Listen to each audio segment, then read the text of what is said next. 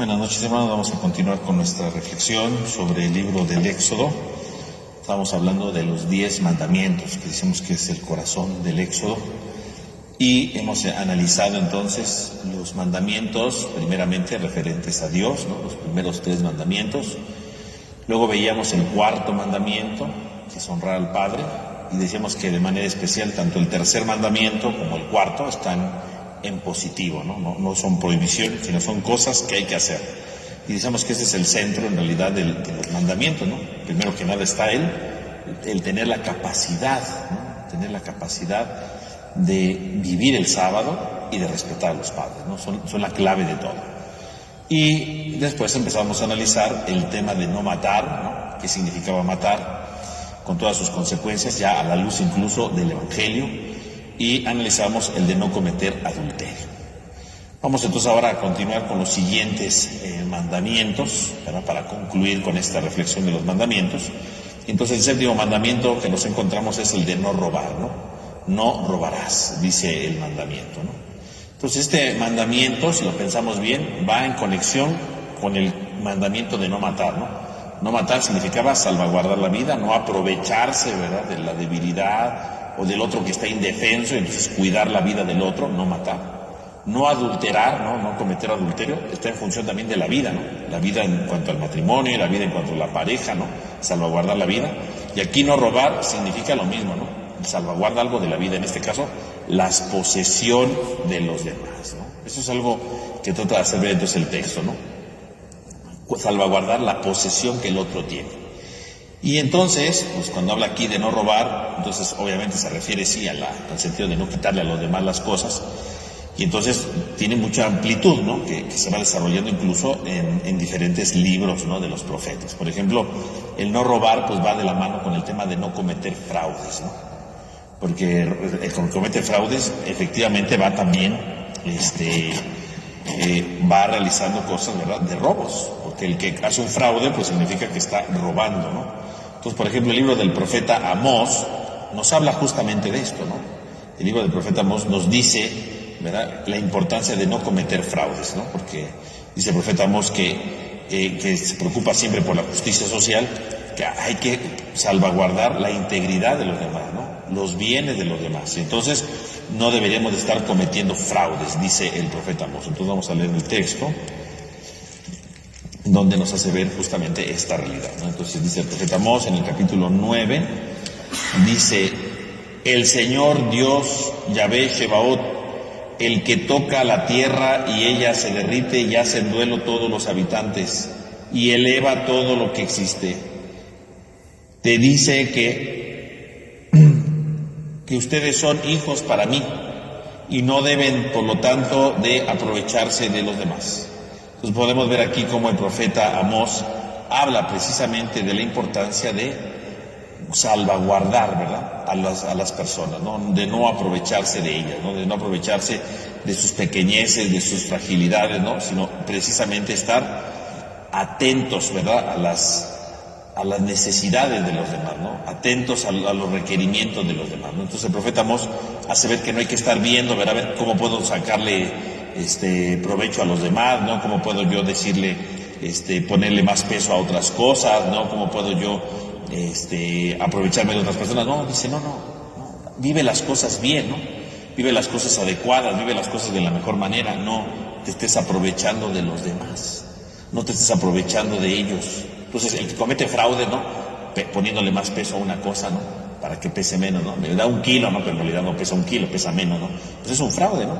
O engañar a alguien, ¿verdad?, para que me dé dinero, para que obtenga algo. Bueno, pues eso es un fraude, ¿no? Entonces eso entra aquí, ¿no?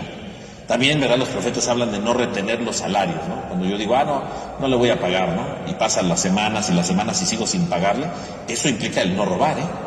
Porque uno dirá, no le estoy robando porque sí le voy a pagar. Sí, pero si tú no le pagas cuando debes, ¿no?, y vas reteniendo el salario, y le dices, luego le pago, y pasa 1 mes y no pagaste, 2 meses y no pagaste, estás atentando contra el mandamiento, ¿no? Aunque alguien diga, no, es que sí le voy a pagar un día. Bueno, mientras tú no le pagues, tú estás robando, ¿no? Y ahí el robo implica muchas cosas, ¿no? No solamente implica que retienes el salario y entonces al retener el salario le estás quitando algo que le corresponde. Estás implicando que le estás quitando lo necesario para vivir, porque si alguien trabaja y tú no le das su salario, ¿verdad?, para que sobreviva, para que compre su comida, para que pague su renta, yo qué sé, ¿no? Entonces, al retenerle el salario le estás impidiendo que viva bien, ¿no? Porque entonces, si yo no le pago, ¿con qué va a comprar su comida, por ejemplo, ¿no? Significa que entonces esa persona se está endeudando por otro lado, ¿no? O está buscando que otra persona le ayude mientras le paga, ¿no? Y a lo mejor por estarse endeudando tiene que pagar intereses de algo que no debería de pagar intereses, ¿no? Porque cuando le paguen, pues sí puede ir a pagar lo que debe, pero si le cobran intereses, por ejemplo, pues ya se amoló el asunto, ¿no? Tuvo que pagar algo extra porque tú retuviste, tú no le vas a pagar los intereses, ¿no? Entonces se retiene el salario, ¿no? Cuando se retiene el salario, pues se provocan otras cosas, ¿no? Otro tipo de deuda, otro tipo de aprovecharse, yo qué sé, ¿no? Entonces, cuando alguien retiene el salario, también es robar, ¿eh? Aunque diga, es que yo le voy a pagar dentro de medio año, bueno, pero si tú le pagas dentro de medio año, ¿qué quiere decir? Quiere decir que entonces tú, ¿verdad?, hiciste que esa persona pues sobreviviera de otra manera o buscar otros medios para sobrevivir en medio año, ¿no? Entonces es algo injusto y rompe con el mandato de no robar, ¿eh? Entonces si alguien dice, no, yo retengo salarios, ¿verdad?, y pago después de 2 meses, bueno, usted está rompiendo el mandamiento, ¿no? Que usted diga, no, pero se lo pagué al final. Sí, se lo pagaste al final, pero ¿qué hizo para sobrevivir esos 2 meses que no le pagaste? Tuvo que haber dicho algo, ¿no? No creo que haya dicho, no voy a comer en 2 meses, tuvo que haber comido, ¿no? Seguramente se endeudó con otra cosa, y esa deuda la va a pagar a mayor plazo, ¿no? O con mayor dinero, ¿y eso qué quiere decir? Yo soy el responsable de eso, ¿no? Porque no le pagué a tiempo, ¿no? Porque me aproveché de él, ¿no? Y a lo mejor algún día le dice, lo retuve porque hoy sí no hubo nada, pero se lo recompone rápido. Bueno, está bien, pero si yo pasan los meses y no pago, pues no. O pasan los meses y ya te voy a pagar una parte. No, pues no. O sea, eso es injusto, ¿no? Y rompe con ese mandato, estás robando, ¿eh? Eso es robar. Aunque se lo pagues tarde, pero robar, ¿no? Porque incluye un malestar en su vida, ¿no? Estás atentando contra la vida de los demás. Cuando tú le robas algo a alguien, atentas contra su vida, ¿no? Cuando yo, por ejemplo, asaltar a alguien, lo hemos dicho en otra ocasión, ¿no? Cuando yo asalto a alguien, pues estoy atentando contra su vida, ¿no? Porque le quito lo que es suyo, ¿no? Pues yo le quité su dinero, ¿no? No hemos dicho, ¿no? Yo le quito el dinero a alguien y lo asalté. Atento contra su vida. Primero, ¿por qué? Porque lo que él iba a gastar con ese dinero, ya no lo va a gastar, ¿no? Atento contra su vida, ¿no? Digo, a lo mejor pueden decir, es que iba a comprar una tontería. Bueno, eso decimos nosotros, pero a ver si con ese dinero iba a comprar su comida, ya no comió, ¿no? Entonces no solamente es que le quites el dinero, le quitas la posibilidad de comer, porque al quitarle el dinero le estás quitando otra posibilidad de otra cosa. Ya no tiene dinero, ya no puede comer, ¿no? O tiene menos para comer, o tiene que disminuir cosas, o tenía que pagar la renta y ya no pudo, y entonces a fuerza se tiene que endeudar. Ese es el pecado, ¿no? O sea, el pecado de no robar a veces nomás lo vemos como, le quito algo a alguien y ya, ¿no? No. Cuando tú le quitas algo a alguien, no sabes qué iba a hacer con eso que tú le quitaste, ¿no? Y al quitárselo, entonces, la persona que roba, no nomás es, me arrepiento de haber robado, sí, pero cuando tú robaste, cargas con más culpas, ¿no? Cargas con más culpas. No nada más dices, robé, le quité eso, bueno.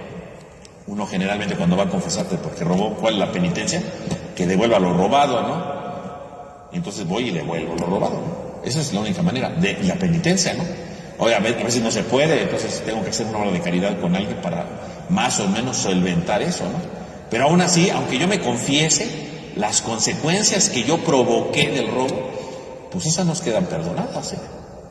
Si por mi culpa esa persona se endeudó, o por mi culpa esa persona perdió su casa, o por mi culpa esa persona no comió bien y se enfermó, o por mi culpa por robarle, ¿verdad?, no pudo comprar su medicina y se enfermó más y se murió, el ladrón carga con todos sus pecados.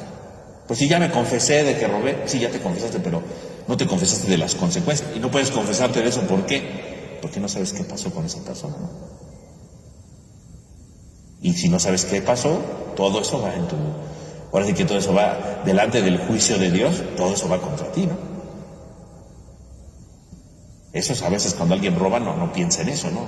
Vean cómo un robo lastima la vida de los demás, ¿no? Lastima la vida de los demás. Hiere la vida de los demás. Destruye su vida, ¿no? Porque al quitarle algo que él necesitaba, estoy lastimando su vida. Estoy haciendo que su vida disminuya, se denigre, se acabe, etc. Entonces, el robar entonces no solamente significa quitar cosas, ya me hice de lo mío, de una vida fácil, no. delante de Dios, en el juicio final, eso sí, no nada más decir, robé, no. A lo mejor delante de Dios vas a decir, y maté a alguien, porque con lo que robé, le quité la vida sin querer, ¿no? Porque con lo que robé, le destruí su matrimonio. Porque con lo que robé, quién sabe cuántas, los rateros, quién sabe cuántas cosas no tendrán que presentar, ¿no? Digo, aquí podrán pasársela muy chévere y decir, ya la hice, ya la armé, pero no sabe qué iba a pasar con eso, ¿no? Inclusive, aunque diga, es que tenía mucho dinero. Pues sí, pero no sabemos para qué era ese dinero, ¿no? ¿Cómo lo iba a ocupar? No sabemos, o sea, mientras yo no sepa, porque no soy capaz de conocer a las personas ni ver el futuro, lo que suceda después de eso, bien, ¿no? O lo asalté y por mi culpa le dio diabetes, ¿no? Por el susto, bueno, pues la diabetes se te va a ti, porque por tu culpa enfermaste a una persona, ¿no? O sea, el robo es una cosa terrible porque implica atentar contra la vida de los demás. Y sí, no porque le dispare, o lo hiera, no. Porque las consecuencias de un robo siempre son grandes, ¿no? Es que le robé el teléfono, pues sí, pero le robaste el teléfono, a lo mejor necesitaba el teléfono para hacer llamadas, para su trabajo, o yo qué sé. O a lo mejor, pues, como se lo robó, tuvo que gastarlo para comprarse otro y ya no pudo aprovecharlo para otras cosas, yo qué sé. O sea, uno nunca sabe, ¿no? Uno dice, no pasa nada, yo me la voy llevando bien. No, todo lo que yo haga, cuando tú le quitas algo a alguien que le corresponde, no sabes lo que puede pasar, ¿no? Conlleva un montón de acciones en detrimento de la vida de los demás. Y entonces ese es el pecado, ¿no? El pecado de robar va mucho más allá que quitarle algo, ¿eh? Es la parte uno, es lo que se ve, pero la raíz de todo lo que implica el robo es muchísimo más amplio, ¿no? Y siempre lastima la vida de los demás, ¿no? Destruye la vida de los demás. Y el tema de no robar entonces va en función también, ¿no? Va en función de algo muy importante, ¿no? El tema de robar va en función precisamente de saber, ¿verdad? De saber sobre todo, ¿cómo se llama? Reconocer que somos administradores de los dones de Dios, ¿no? Dios nos puso en este mundo para administrar los bienes. Dios nos puso en este mundo para saber valorar los bienes, ¿no? y darles un recto uso. Cuando tú robas significa que no sabes administrar tus bienes. No, es que no tengo trabajo, tuve que robar. Bueno, no sabes administrar tus bienes. Porque, digo, hay gente que sí no tiene trabajo y se las de negras, pero hay gente que no tiene trabajo y no roba, Y hay gente que no trabaja porque no quiere, y generalmente esos son los que roban, ¿no? No es que robe el que no tiene trabajo, ¿no? Esa es una categoría, ¿no? Hay gente que no tiene trabajo y sin embargo busca cómo salir adelante sin robar, ¿no? Pero hay gente que no quiere trabajar, o sea, no es que no tenga, no quiere trabajar y generalmente roba, ¿no? Porque es más fácil, ¿no? Quitarle a los demás lo que les toca, ¿no? Bueno, pues eso quiere decir que tú no eres un buen administrador de tus bienes, ¿no? Porque te estás aprovechando de los bienes de los demás y no de los dones que Dios te dio a ti. Y entonces significa que estás ahí. Obviamente esto se puede aplicar a los ricos, ¿no? Cuando hay gente muy rica, ¿verdad? Y hay gente muy pobre, significa que los bienes no están bien distribuidos. Y si no están bien distribuidos, diría entonces, hay alguien que está acaparando de más, ¿no? Cuando hay alguien que tiene muchísimo dinero, ¿no? Excesivo, y hay gente que no tiene nada para vivir una pobreza extrema, ¿verdad? Esto lo vemos en nuestro mundo día con día, significa que hay un acaparamiento. Entonces hay muchas personas que están robando, ¿no? Que están robando, están aprovechando de alguien, ¿no? Y que están impidiendo que haya otros que tengan lo necesario, lo básico para la vida. Ya no digo que tengan riquezas, no, que tengan lo básico para la vida. Si hay una persona en este mundo que no tiene que comer, significa que hay injusticia, ¿no? Y significa que alguien roba. Alguien roba, ya no voy a decir quién, alguien está robando. Mientras haya una grande desigualdad, significa que hay robo, ¿no? Y eso va incluido en este mandato, ¿no? También, ¿verdad? Cuando hablamos de robar, aquí dicen algunos que el no robarás en este mandato, en la época que se escribió, no se refiere simplemente al robar cosas, ¿no? Sino también podría ser indirectamente a la idea de raptar, ¿no? De robarse gente, ¿no? Porque en aquellos tiempos era común que alguien raptara gente para algo, ¿no? Para hacerlo esclavo, para tenerla de concubina o yo qué sé, ¿no? Entonces había gente que raptaba gente para eso. Entonces este mandamiento implicaría, ¿verdad?, de no raptar a la gente, ¿no? De respetar la vida de la gente como no raptándola, ¿no? Entonces, podría ser que en aquel tiempo, ¿verdad?, el no robar remitiera también a la idea de no raptar a la gente, no tanto de quitarle sus bienes, sino más bien de raptar a la gente. Y bueno, eso sigue siendo actual hoy también, ¿no? Hay gente que sigue raptando, ¿no? Hay muchas personas que se dedican a la trata de personas y raptan, ¿no? Bueno, va en detrimento de este mandamiento, ¿no? De no robar. El no robar va incluido el de no raptar, ¿no? Respetar la vida de los demás cuidando sus cosas, pero también cuidando su vida, su integridad. Si yo rapto a alguien, entonces estoy rompiendo el mandato de no robar también, ¿no? Entonces va incluido en ese sentido, ¿no? El siguiente mandamiento, ¿verdad?, es el de no mentir, ¿no? No darás falso testimonio, no mentirás, ¿no? Entonces, ¿aquí qué significa no mentir, no? El mandamiento en el libro del Éxodo, ¿verdad?, el verbo que utiliza aquí, ¿verdad?, mentir, significa a levantar la voz en público delante de un tribunal, ¿no? O sea, no mentir significa, cuando estés en un tribunal, no levantes un falso testimonio contra alguien, ¿no? Eso es lo que está diciendo aquí el texto, ¿no? O sea, en el origen, el origen del mandamiento era, cuando tú estés en un tribunal, no levantes falsos testimonios contra los demás, ¿no? O sea, no, nada de que me cae mal mi vecino, voy a, enfrente del tribunal, este hombre hizo tal cosa, no mientas en el tribunal. O sea, en el origen viene eso, obviamente vienen todas las consecuencias de eso. El libro de Proverbios justamente habla de esto, de los testimonios, ¿no? Pues si leemos el libro de Proverbios vamos a ver este tipo de testimonios que van marcando justamente la necesidad de hacer bien las cosas, ¿no? Entonces, por ejemplo, en el libro de Proverbios, capítulo 14, 25, el libro de Proverbios 14, 25, dice, el testigo veraz salva vidas. El testigo veraz salva vidas. O sea, el que da un testimonio bueno salva la vida. Pero quien propaga mentiras es un homicida. Entonces aquí el libro de Proverbios lo dice claramente, ¿no? El testigo veraz salva vidas. El testigo falso es homicidio, o sea, quita la vida. Entonces cuando tú vas a dar un testimonio de alguien, ojo, si tú dices la verdad de una persona, le estás salvando la vida. Pero si tú das un testimonio falso, ¿no?, y que es la idea principal del texto en su contexto, cuando tú das un testimonio falso, dice, eres un homicida, matas a la gente. Yo mato a la gente cuando le hago un testimonio falso. Es equivalente a quitarle la vida. Es equivalente a destruirlo. Yo puedo quitarle la vida con un testimonio falso, ¿no? En cambio, cuando yo digo algo verdadero en favor del otro, no es un testimonio verdadero, ¿no? Es un testimonio auténtico, ¿no?, que le ayuda, ¿no?, que lo edifica, que lo transforma, ¿no? Es algo bueno, ¿no? Dice también el libro de Proverbios, ¿no?, en el capítulo 6, testigo falso que levanta calumnias y el que siembra discordia entre los hermanos. Es un corazón perverso que planea cosas para correr hacia el mal. O sea, ¿quién corre hacia el mal? El que dice mentiras, el que levanta calumnias. O sea, en este mandamiento entonces está hablando aquí de las mentiras, ¿verdad? En primer lugar, en los procesos legales. Cuando tú levantas una calumnia en contra de los demás, le estás destruyendo la vida y estás caminando hacia el mal. Eso es la mentira, ¿eh?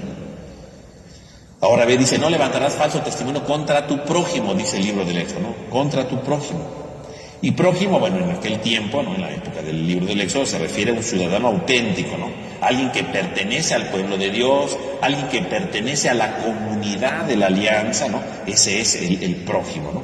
Por lo tanto, significa respetar la vida de los miembros de la comunidad, ¿no? Entonces, no levantar mentiras, ¿no? No levantar mentiras. Y entonces, este mentir, ¿verdad?, siempre va a afectar la vida del prójimo.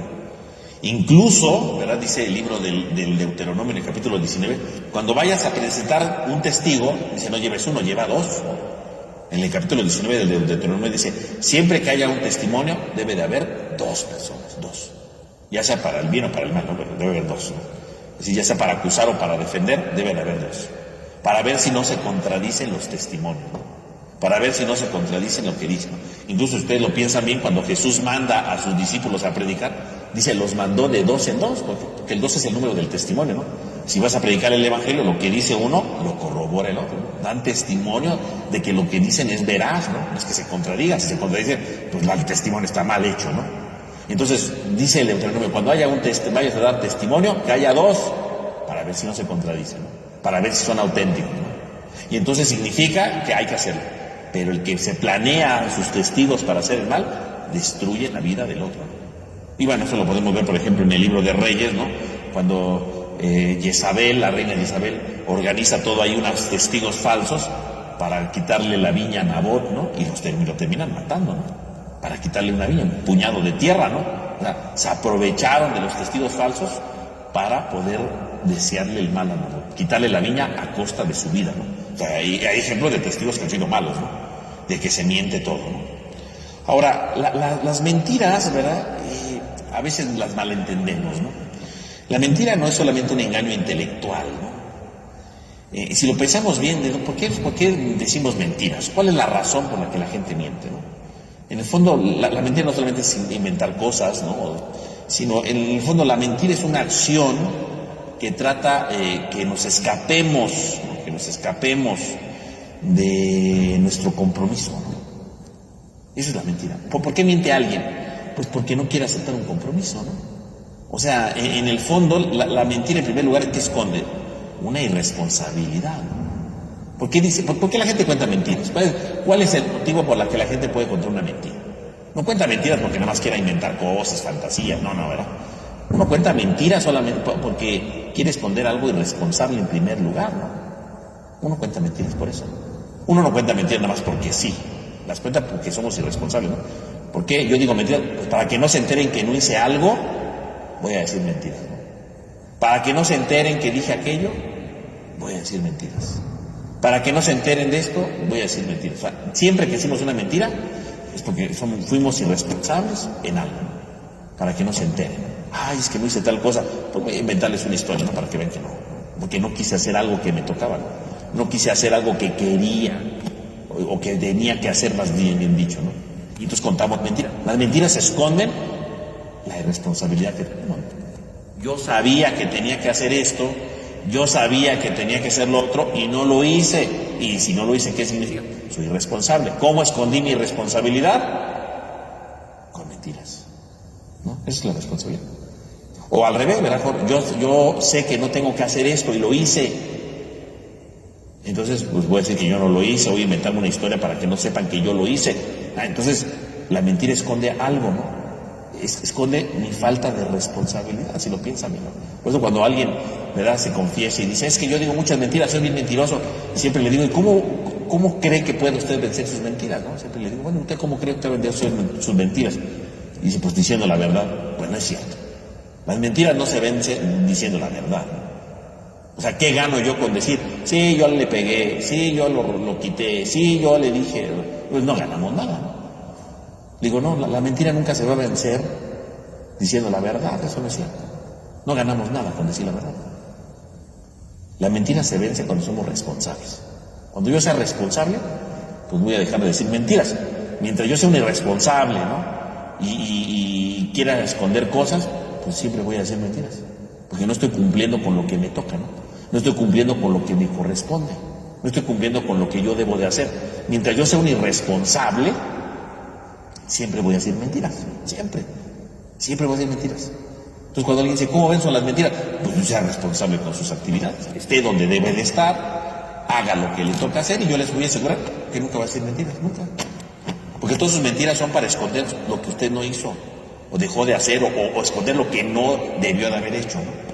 Pero todas las mentiras son porque usted no es responsable con algo, ¿no? Cuando alguien dice, yo soy bien mentiroso, pues que sí que es bien irresponsable, ¿no? Es bien irresponsable, ya se acostumbró a decir mentiras en lugar de hacer lo que le toca, ¿no? Entonces, generalmente las mentiras siempre esconden eso, ¿no? Digo, hay mentiras que no tienen sentido, ¿no? Cuando alguien dice, esta pared es negra, aunque sea blanca, ¿no? Bueno, es una mentira, pero es una tontería, eso no lastima a nadie, ¿no? Pero una mentira en general esconde cosas de mi responsabilidad, ¿no? La única manera de vencer la mentira no es diciendo la verdad, es haciendo lo que me toca. Haga usted lo que le toca y verá que nunca va a decir mentiras, nunca va a decir mentiras. Ahora, también otra manera de decir mentiras, o otra forma por la que decimos mentiras, puede ser para esconderle responsabilidad, o puede ser porque tenemos una inclinación negativa hacia alguien. A veces decimos mentiras porque tenemos un odio o un resentimiento ante alguien, ¿no? Y entonces mentimos hablando mal de las personas, ¿no? Ese es otro tipo de mentiras, ¿no? Aquí viene otro tipo de mentiras. Cuando decimos cosas en contra de alguien, y las decimos en general, ¿por qué? Porque nos cae mal, ¿no? Porque nos cae mal. En general, digo, hay quien dice mentiras para que quede bien, pero es muy raro eso, ¿no? Pero en general, ¿por qué decimos mentiras también? No solamente por la irresponsabilidad, también decimos mentiras porque odiamos a alguien, ¿no? O porque tenemos un resentimiento contra alguien y entonces decimos mentiras de diferentes niveles, ¿no? Entonces, por ejemplo, ¿cuáles son las mentiras que decimos en contra de alguien? Entonces, en primer nivel sería lo que llamaremos un juicio temerario, ¿no? Un juicio temerario, ¿qué es? Un juicio temerario es decir, algo sin bases, ¿no? Sin estar concreto de lo real. Eso es un juicio temerario. Las mentiras a veces son así, juicios temerarios, ¿no? Dije esto, pues no, es para que se me ocurrió, pero ni siquiera sabes, ni siquiera viste, no vi, pero pues ya, yo me imagino. Bueno, eso es un juicio temerario, ¿no? Es un nivel. Pero quizá los más fuertes sean los siguientes niveles, ¿no? Que sería, por ejemplo, la difamación. La difamación, que también se puede llamar maledicencia. ¿Qué cosa es la difamación? La difamación es decir los defectos de los demás. Eso es difamar. Cuando alguien dice difamar, significa que yo conozco los defectos de los demás y los hago públicos. Ahí entra este mandato. Pero sí es cierto, pero puede ser que sí es cierto, pero ¿por qué tienes que estar contándole a los demás los defectos de los demás si los demás no conocen eso, no? Es que yo me enteré que fulano, ¿verdad? Es infiel, ¿no? Voy y le cuento a todo el mundo, fulano es infiel, fulano. Bueno, ¿y tú por qué lo estás contando, no? Es que es cierto, es cierto. Ah, bueno, sí. Pero ¿qué tienes que estar diciendo tú? Los defectos de los demás. Cuando tú dices los defectos de los demás, eso se llama difamación. Haces pública la mala fama de los demás. Y eso entra en este pecado. Claro, no es que no estoy mintiendo, sí, no estás mintiendo. Pero ¿por qué estás diciendo eso? ¿Por algo bueno? No, ¿verdad? Lo estás diciendo para lastimar a esa persona. Cuando yo hago público los defectos de los demás, ¿para qué lo hago público? No para que le vaya bien en la vida a la otra persona, es para destruirla, ¿no? Es para destruirla, ¿no? Y entonces, cuando alguien dice, difamé a alguien, ¿qué significa difamar? Difamar quiere decir que yo conozco algo negativo de la persona y lo hice público para destruirlo, ¿no? Entonces ahí entra la difamación. Ahí, por un lado, entraría un poco el mandato de no mentir y, por supuesto, el de no matar, porque decíamos la vez pasada que yo con mis palabras puedo matar. Entonces, difamar a alguien es destruirle la vida. Cuando tú haces público los defectos de los demás. Entonces entra aquí tanto el de no matar como el de dar falso testimonio. Difamar. A veces hay gente que dice que difamar es contar mentira de los demás. No, eso no es. Difamar es que tú sabes algo negativo, muy malo de alguien y se lo dices a los demás. Lo estás difamando. Estás haciendo pública su mala fama. Y eso se llama difamación.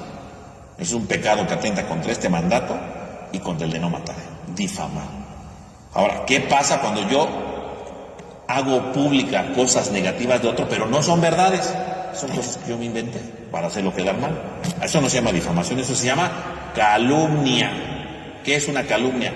Cuando yo invento cosas negativas de alguien para herir a la persona, ¿no? Para dejarlo en mal. Eso es calumnia. No es lo mismo difamar que calumniar, ¿no? Difamar quiere decir, yo conozco sus cosas malas y se las anuncio a todo el mundo. Difamar. Y calumniar es, me cae mal fulano, no sé cómo sea, pero yo le voy a inventar chismes negativos para que quede mal delante de los demás. A eso se llama calumniar. Calumniar. Levantarle falsos, ¿verdad? Para que todo el mundo piense mal. Y entonces, obviamente, esas son 100% mentiras, ¿no? Son 100% mentiras. Una calumnia es una mentira totalmente, ¿no? Atenta contra este mandato, claro. Atenta también contra el de no matar, porque estoy destruyendo su integridad, su persona, ¿no?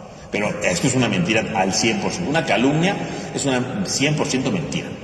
Porque estoy inventando cosas negativas nada más para fregar. Decimos mentiras para esconder nuestra irresponsabilidad, pero también decimos mentiras para mostrar nuestro odio a los demás, ¿no? Alguien que calumnia, inventa cosas feas de otra persona, ¿qué significa? Que hago público cosas negativas que ni son ciertas para hacerlo quedar mal. ¿Por qué? Porque me cae mal. Esa es mentira, ¿no? La calumnia es totalmente una mentira. ¿Y para qué? ¿Por qué alguien dice calumnias? Para hacerlo quedar mal. Porque me cae mal, ¿no? Porque le tengo coraje, le tengo resentimiento. Calumnia, ¿no? Y lo mismo que lo aplicamos a lo de no robar, ¿no? Tú por tus calumnias, quién sabe qué puedes hacer con la vida de esa persona. Porque a lo mejor ahora la gente ya no confía en él, porque a lo mejor ahora la gente, ¿verdad?, ya no lo trata bien, porque a lo mejor hasta puede perder ciertas oportunidades por tu culpa. Y lo mismo que en el robo, ¿no? Así como tú robas y no sabes qué le va a pasar a esa persona.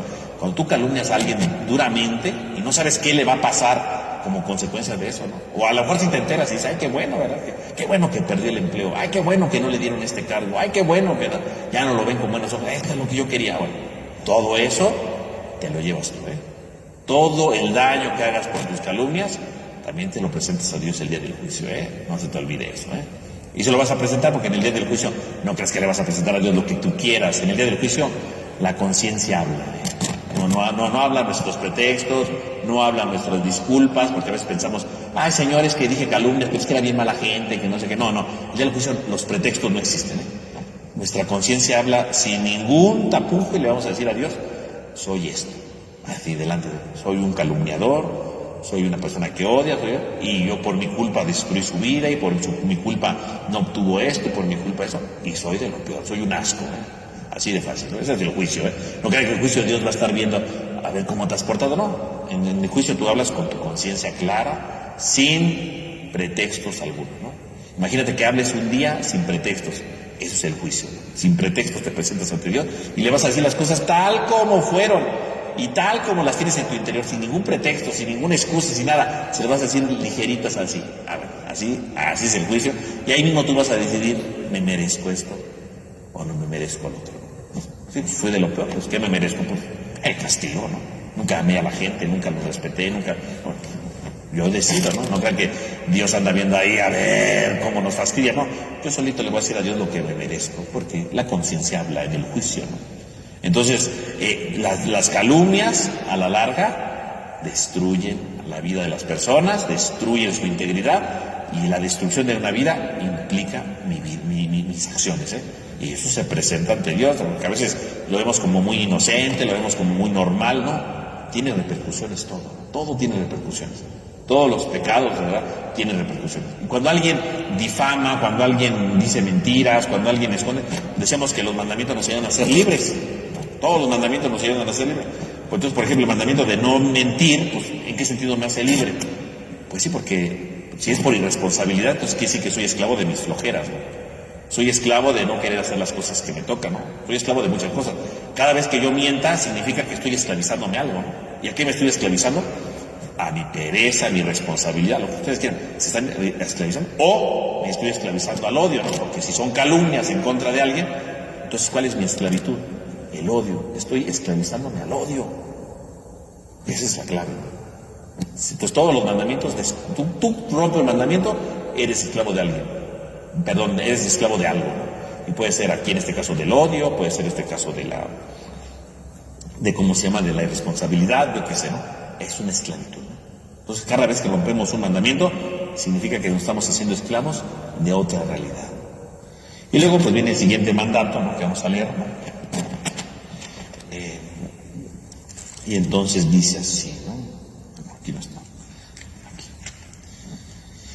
Dice en Éxodo 17, No codiciarás la casa de tu prójimo, ni codiciarás la mujer de tu prójimo, ni su siervo, ni su sierva, ni su buey, ni su asno, ni nada que sea de tu prójimo. No codiciar nada, Que aquí los mandamientos de la iglesia se desglosan en dos, No codiciar a la mujer de tu prójimo y no codiciar las cosas del prójimo. Si lo desglosamos, El 9º mandamiento dice, no codiciarás la mujer de tu prójimo o desearás, Y el mandamiento 10º dice, no codiciarás los bienes ajenos, Así dice los mandamientos de la ley de Dios, como pone la iglesia, que están condensados en el versículo 17, No codiciarás la casa de tu prójimo, ni su mujer, ni la mujer de tu prójimo, ni su siervo, ni su sierva, ni su buey, ni su asno, ni nada que sea de tu prójimo. El mandamiento del Éxodo lo resume todo en uno solo, Pero la iglesia lo ha separado en dos, En la mujer del prójimo y en las cosas del prójimo. Pero bueno, lo va ahí. Ahora, aquí el verbo es codiciar. ¿Qué significa codiciar? Codiciar no es simplemente una emoción, ¿verdad? Así de que, quiero tal cosa. No. Codiciar es sobre todo un impulso interior, Un impulso interior que no es seguido necesariamente por un acto. Porque hay gente que codicia cosas, pero no se las quita, cómo quisiera tener tal cosa. Y hay quien roba. Bueno, ese ya es otro mandato, Robar. Pero hay gente que no roba, pero sí codicia las cosas, En su interior se va generando una envidia, podemos decir, un coraje en contra de lo que otro tiene, Y eso es codiciar. Codiciar es este coraje que yo tengo, ¿verdad?, de este impulso interior por querer algo que el otro tiene, Eso es. Eso es codiciar, ¿no? Eso es un pecado, ahí hay una esclavitud, ¿no? Cuando a mí me da coraje que el otro tenga cosas que yo no tengo, es una esclavitud, ¿no? Porque estoy siendo esclavo de ese objeto, y aunque no me lo robe, estoy siendo esclavo porque me da mucho coraje que lo tenga, ¿no? Igual, ¿no? Codiciar la mujer de tu prójimo, me da coraje que porque esa mujer está con tal persona y no conmigo, ¿no? O a lo mejor está soltera, ¿no?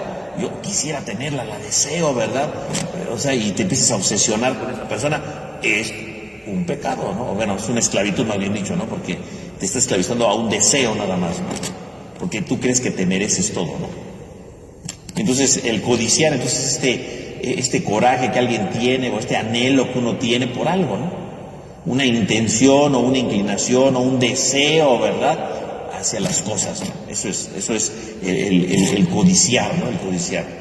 Y por lo tanto, ¿verdad?, implica, es una invitación, este mandato, ¿no?, a ver qué tenemos en nuestro interior y que a veces estamos deseando un bien que es ajeno, ¿no? Un bien ajeno, ¿no? Y en el fondo, ¿qué significa codiciar? Pues que no valoramos lo que tenemos, ¿no? La gente que codicia generalmente no valora lo que tiene. Yo por qué no tengo esto, yo por qué no tengo lo otro, y siempre maldiciendo su vida y la de los demás porque no tiene ciertas cosas. Y curiosamente no se da cuenta de lo que sí tiene. O sea, yo creo que el problema de fondo, ¿cuál es? Que a veces estamos muy al pendiente de lo que otros tienen y queremos y no valoramos lo que tenemos, ¿no? Ese es el problema de fondo. Y nos hacemos esclavos de lo que no tenemos, ¿no? Es una esclavitud absurda, pero nos hacemos esclavos de lo que no tenemos. Nos enojamos por lo que no tenemos. Y entonces, ¿qué hace eso? Me estoy esclavizando a eso que no tengo y estoy olvidando lo que sí tengo. Y no valoro lo que sí tengo, ¿no? Es que yo quisiera tener ese carro. Bueno, mejor no, pero tengo otro carro, ¿no? O bueno, mejor no tengo carro, pero tengo estas otras cosas. O sea, a veces no valoramos lo que tenemos, no disfrutamos la vida. Una persona que codicia siempre las demás cosas, ¿qué significa? Que no es capaz de valorar lo que tiene, que no es capaz de disfrutar lo que va recibiendo, ¿no? Ese es el que codicia, ¿no? El que codicia siempre es entonces el que va reteniendo las cosas para sí en su interior nada más, porque no es que se las robe, ¿no? Las va acumulando sus deseos, ¿verdad? Sus corajes y todo lo que ustedes quieran, y entonces no disfruta lo que sí tiene. Es que me da mucho coraje por eso, y mejor tú tienes otras cosas, no eso, tienes otras cosas, y no las valoras, ¿no? No las disfrutas, no las vives. ¿Y por qué no las disfrutas? Pues porque no quieres. ¿Y por qué no las disfrutas? Pues porque te estás llenando de mucho coraje, ¿no? Y va pasando el tiempo y lo que tienes nunca lo disfrutaste, ¿no? Y cuando nos damos cuenta, volteamos y decimos, pues no valoré esto, no valoré esta compañía, no valoré estas cosas, no valoré este tiempo, no valoré, porque estuvimos pensando en lo que no teníamos. Nos llenamos nuestra cabeza de cosas absurdas, inexistentes, superficiales, y no valoramos lo que sí tenemos, ¿no? No valoramos lo que sí vamos teniendo y lo aprovechamos, no lo valoramos. Y a veces se pueden perder, ¿no? A veces podemos olvidar muchas cosas. Entonces, en el fondo, no codiciar significa descubre que en tu interior puedes tener una esclavitud por algo que no tienes, enojarte por cosas que no tienes, y lo peor, olvidarte de lo que sí tienes, valorar lo que sí tienes, ¿no? Valorar lo que vas viviendo, ¿no? Eso se refiere aquí, ¿no? O sea, y generalmente envidiamos cosas a veces cotidianas, ni siquiera extraordinarias, cotidianas, ¿no? A lo mejor una cosa es decir, quiero tener tal cosa, voy a esforzarme por tenerla. Bueno, eso es otra cosa, ¿no? El anhelo de tener algo y me voy a esforzar.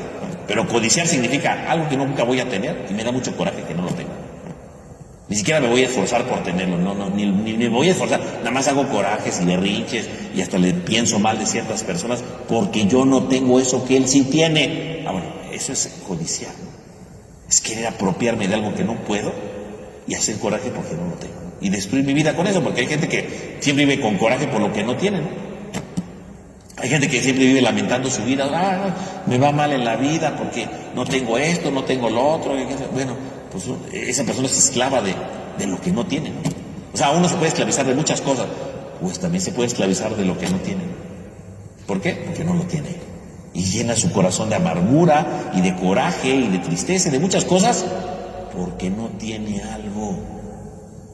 Y eso lo destruye, y eso le incapacita para seguir adelante. Y esto es una esclavitud, ¿no?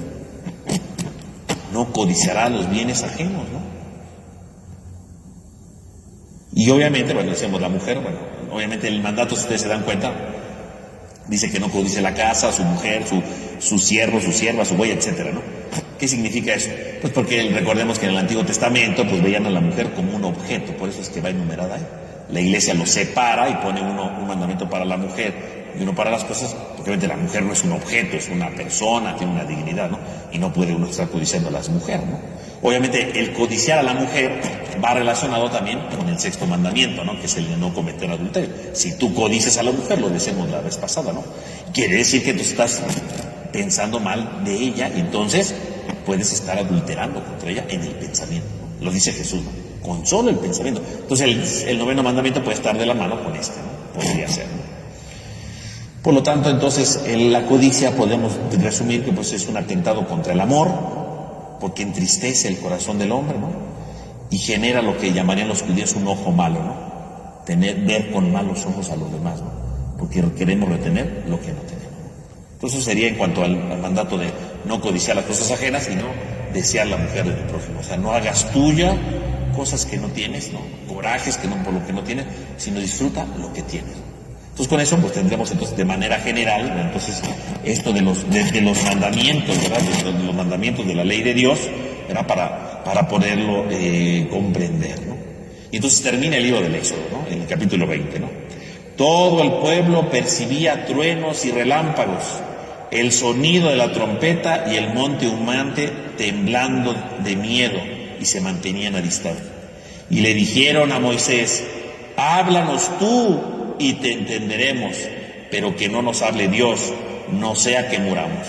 Moisés le respondió al pueblo: no teman, pues Dios ha venido para ponerles a prueba, para que tengan presente su temor y no pequen.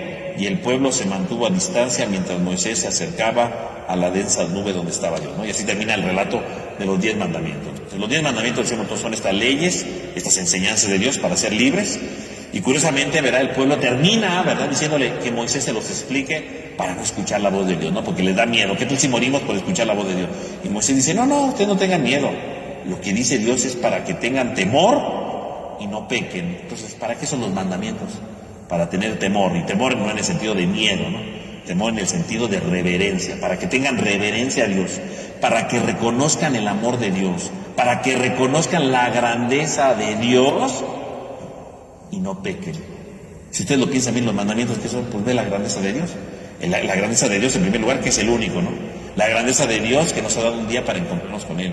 La grandeza de Dios que se hace visible en los padres, ¿no? La grandeza de Dios que se hace visible en la vida y no hay que matar. La grandeza de Dios que se hace visible en el amor, y entonces hay que vencer el adulterio. La grandeza del amor que implica el respeto a la integridad del otro con sus cosas y no robamos, ¿no? La grandeza de Dios que se manifiesta en la vida del otro, ¿verdad? Y entonces no destruirla, ¿verdad? O esconder cosas a base de mentira. Desconocer la grandeza de Dios, el temor, la grandeza de Dios. En el fondo, cada vez que yo cumplo los mandamientos, me hago libre y reconozco la grandeza de Dios. Anuncio la grandeza de Dios. Y por lo tanto, dice que Moisés: no pequen. Porque obviamente si peco me hago esclavo, y si me hago esclavo entonces no estoy cumpliendo los mandamientos. Entonces ustedes no tengan miedo de la voz de Dios. No es necesario que yo les diga: Dios ha dado sus palabras para que tengan temor, reconozcan su grandeza y no pequen. Y entonces, ¿verdad?, el pueblo de todo se queda como atrasito, ¿verdad? Pero Moisés les dice: ustedes no tengan miedo. Y esto pues nos lo dice también a nosotros la palabra, ¿no? Ustedes no tengan miedo y no pequen. Esa será como la enseñanza final de los mandamientos.